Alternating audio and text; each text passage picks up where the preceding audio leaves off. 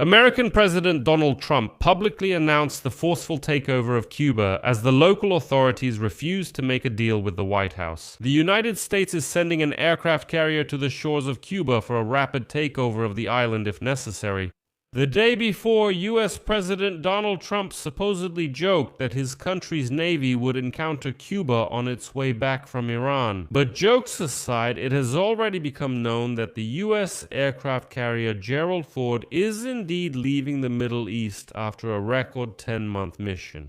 And it is this carrier group that may eventually head to Cuba.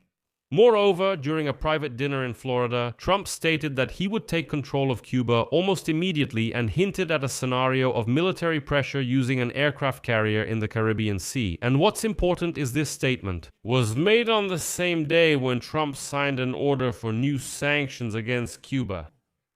My name is Alexei Pechi. Let's discuss this topic together. But before we start, I ask you to subscribe to the channel, like this episode, and leave any comment under this video. In addition, subscribe to my Telegram channel, Peachy News. The link is in the description of this video. There we publish breaking news as it comes in. So, Donald Trump stated that he would take control of Cuba almost immediately, and hinted at a scenario of a military takeover using an aircraft carrier in the Caribbean Sea. The speech was delivered at a closed event organized by the Forum Club. This is a place for regular meetings of politicians, businessmen, public figures, and so on. In other words, it's a luxury place where private dinners are often held. And at one of these events, Trump stated the other day that he intends to seize Cuba. The tone of his speech was typical for Trump in such a setting. So it was half a threat, half a show, a spectacle like, "I'll come and take over." According to Trump himself, upon returning from Iran, he will order, for example, the aircraft carrier USS Abraham Lincoln, the largest in the world, to arrive in the Caribbean to stop about 100 meters from the coast of Cuba. And supposedly after that, the Cubans will say, quote, "Thank you very much, thank you, we surrender." And his aides, of course, downplayed the significance of this speech, calling it a joke, but these statements did not come out of nowhere. They were made on the same day the White House signed a new package of sanctions. On Friday, Trump ordered new sanctions aimed at suppressing the Cuban government, which on May 1st held a demonstration in defense of the island's sovereignty and condemned threats of military aggression. The new sanctions are a continuation of those announced by Trump at the end of January, when he threatened to impose additional tariffs on countries supplying oil to Cuba.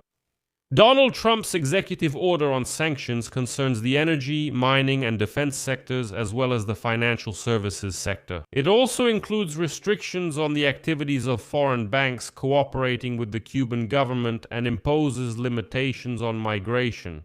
Cuban President Miguel Díaz-Canel responded by calling the blockade genocide, and Cuban Foreign Minister Bruno Rodriguez called it collective punishment of the Cuban people. Well, they argue that it doesn't hit the authorities, but rather ordinary people. Rodriguez linked this statement to a mass rally that Cuba held in front of the US Embassy in Havana, which was attended even by 94-year-old Rodriguez as well as Raúl Castro and Díaz-Canel.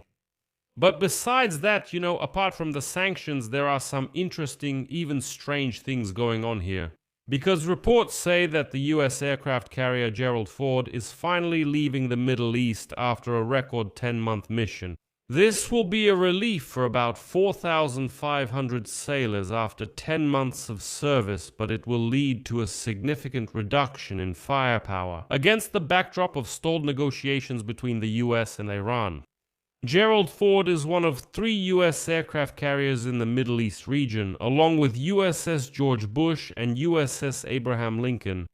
While it operates in the Red Sea, the other 2 are in the Arabian Sea, participating in the blockade of ships carrying oil and goods from Iranian ports. And so far, the exact departure date has not been announced. However, according to sources, the ship is supposed to return to Virginia by mid-May. That means, well, literally in the near future, it should already be leaving the region. On the other hand, its deployment has already exceeded 300 days. This is a record duration for modern US aircraft carriers. Usually, aircraft carrier deployments last 6 to 7 months to comply with these maintenance schedules. And here's an interesting point. Gerald Ford left Norfolk on June 26 last year for a mission in Europe.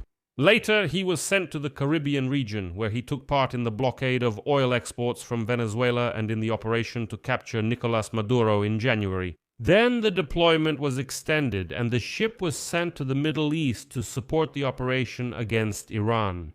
And now it's possible that he will be sent back to the same Caribbean region, but this time against Cuba.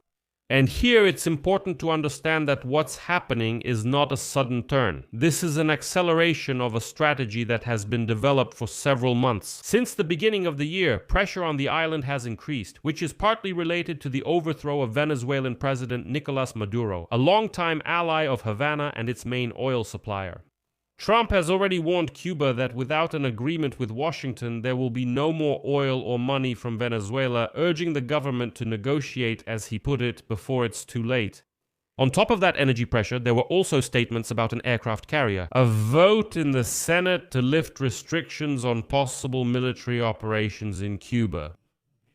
Legislative authorization for this military operation already exists. And U.S. Secretary of State Mark Rubio's accusation that foreign intelligence is present on the island, primarily Russian and Chinese. In February, Trump already raised the issue of the possibility of what he called a friendly takeover of Cuba, without specifying what it would entail, what that formula would be, or how it would align with international law. And despite the tension, the two countries, Cuba and the U.S., maintain diplomatic contacts. In particular, on April 10, a high-level meeting took place in Havana, attended by a U.S. representative and the grandson of Raul Castro. On the island, the government has already mobilized hundreds of thousands of people. On May 1, they held a rally in front of the U.S. Embassy. The authorities claimed that they had supposedly collected more than 6 million signatures in defense of the homeland and peace, which were symbolically handed over to Raul Castro and Diaz-Canel, although opponents, of course, questioned the conditions under which some of these signatures were collected. The possibility of military intervention has already been rejected by several countries, including Germany, whose Chancellor, Friedrich Merz, advocates for a solution based on dialogue. That is, if Trump embarks on a military adventure here as well, he will once again say that the NATO countries did not support it. The international community is watching as Washington tightens its control over the island, where these measures have become part of everyday life. Power outages, electricity shortages, and an energy blockade that shows no signs of easing. I'll leave it at that. Share your opinions and conclusions in the comments below this episode. Subscribe to the channel, hit the bell, and don't forget to like.